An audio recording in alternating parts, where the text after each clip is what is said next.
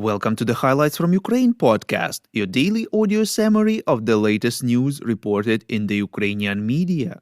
Here's an easy way to support us. You can rate us in the apps where you're listening to this podcast: Apple Podcast, Google Podcast, Spotify, and others. This will really help more people to discover the Highlights from Ukraine podcast and truth about Russia's invasion of Ukraine. My name is Artem, and here is the news. For 336 days, Ukraine stands strong against the forces of the Russian invasion. German Chancellor Olaf Scholz announced on Wednesday the decision of the German government to transfer 14 Leopard 2 A6 battle tanks from the Bundeswehr stocks to Ukraine, reports Interfax Ukraine. In addition, Berlin will allow other countries to transfer tanks to Ukraine as well. As Leopard is a German-made tank, other countries need permission to re-export it to Ukraine. Berlin said the training of Ukrainian tank crews should quickly begin in Germany. In addition to training, the package of support will also include logistics, ammunition, and maintenance of these tanks.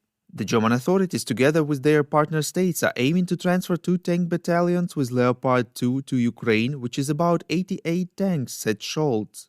Minister of Defense of Germany, Boris Pistorius, said that Berlin can provide Ukraine with the first Leopard battle tanks in about 3 months, reports European Pravda. President of Ukraine Volodymyr Zelensky thanked the German Chancellor for making this long-awaited decision. Earlier, Spain said that it would like to transfer some of its Leopard tanks to Ukraine if Berlin allows it. According to the local publication País, the Spanish army is armed with 347 units of Leopard tanks, but not all of them are in good condition. Portugal is ready to provide 4 tanks as well. Media sources informed that Canada hopes to provide Ukraine with at least 10 Leopard tanks. Leopard 2 is the main battle tank of the German Bundeswehr. It is also in service in other countries, for example Austria, Hungary, Poland, Turkey, Norway, Sweden, Switzerland, Spain, Denmark, Greece, Finland, and the Netherlands. More than 3,600 units of such tanks have been produced in total. US President Joe Biden has announced that the United States will provide Ukraine with 31 M1 Abrams tanks, reports Ukrainska Pravda.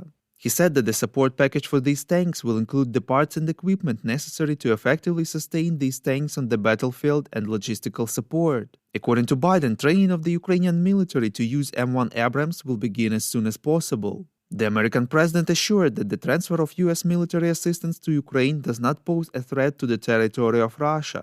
Biden stressed that Western leaders want the fighting in Ukraine to end, but it must end on fair terms for Kyiv. According to the Pentagon statement, overall, this latest aid package is worth $400 million, reports Voice of America. It includes 31 Abrams tanks with ammunition, 8 tactical equipment vehicles, auxiliary vehicles and equipment, training funding, maintenance, and support. The tanks will not be taken from warehouses but will be purchased from manufacturers. White House National Security Council Strategic Communications Coordinator John Kirby expects the Ukrainian military to begin training within weeks. At the same time, he emphasized that the purchase of tanks and the completion of the preparation for transfer will take months. The President of Ukraine thanked President Biden, the Congress, and every American family for the tangible strengths of American global leadership. The ground forces of Ukraine are expecting hundreds of tanks from the Western countries, along with a stable supply of ammunition for them, reports Glavcom. Deputy Commander of the Ground Forces Alexander Pavlyuk welcomed the decisions of Ukraine's partners regarding tanks and noted that such weapons are important for conducting a counteroffensive. Slovakia is not considering supplying Ukraine with the Leopard 2 tanks at the moment, but can provide the Soviet Tu-72 if allies propose their replacement, reports Hromadske. According to Minister of Defense of Slovakia Jaroslav Naď, the country had 30 Soviet T-72 tanks in service and is ready to supply Ukraine with them even tomorrow. He added that Slovakia is ready to discuss the transfer of its MiG-29 fighters to Ukraine. In his evening video address, President of Ukraine Volodymyr Zelensky expressed gratitude to all allies for their willingness to provide Ukraine with modern and much-needed tanks. According to him, this proves that freedom is only getting stronger. Zelensky stressed that the key thing is now speed and volume, the speed of training of Ukraine's military and the speed of supplying tanks to Ukraine. We must form a tank fist, a fist of freedom whose heads will not let tyranny stand up again, said the president. At the same time, Zelensky believes that there should be progress in other aspects of defense cooperation, in particular in the supply of long-range missiles and aircraft to Ukraine.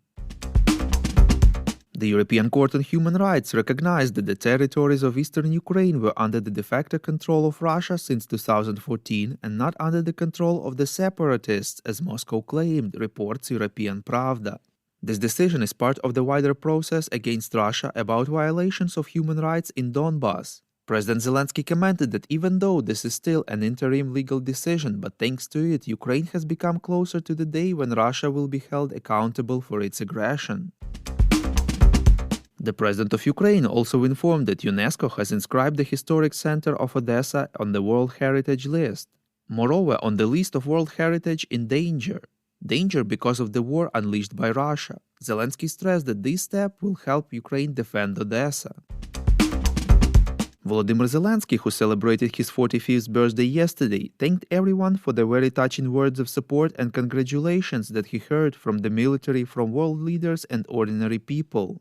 He said that now everyone's common wish is victory, and it will happen. If you like what we do and would like to tip us, you can now do so directly to our PayPal. Check out the link in the description to this episode for more details. And as usual, you can subscribe to our Patreon. In gratitude for your help, we will give you access to a series of exclusive episodes on wartime life in Ukraine. We call on you to demand from governments of your countries to impose the toughest sanctions possible on Russia and its citizens to stop their invasion of Ukraine.